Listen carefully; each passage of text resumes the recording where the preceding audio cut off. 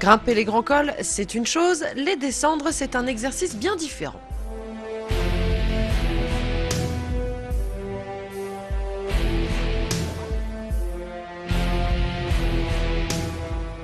L'art de la descente, c'est un bien grand mot. Il y a des garçons qui sont innés et qui savent descendre très bien. On a souvent des très bons descendeurs, on retrouve souvent des très bons sprinteurs.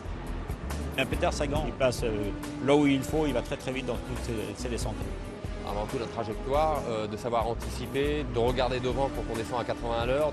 C'est d'aller chercher l'extérieur, l'intérieur et l'extérieur. C'est les mêmes que dans le ski, c'est les mêmes que dans l'automobile et quand on a bien compris ça, on se promène. De savoir à peu près si c'est un virage serré, si c'est un virage ouvert, si on va freiner à l'entrée ou pas freiner du tout. Il ne faut pas avoir peur, il faut avoir le sens de l'équilibre et peut-être un atout supplémentaire, le centre de gravité qui est très bon par rapport à la bicyclette. Ils ont peut-être un sens un petit peu plus aigu de la trajectoire, ce qui fait qu'ils prennent un petit peu plus de risques. Et il faut surtout être un peu kamikaze. Il est tombé sur le côté gauche dans cette épave.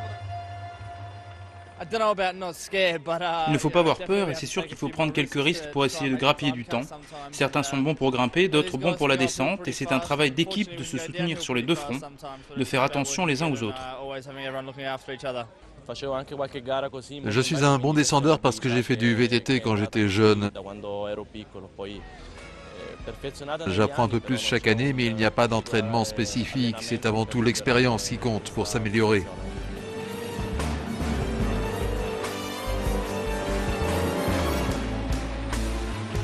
Il y a eu un précédent avec Lucien Aymar en 1966.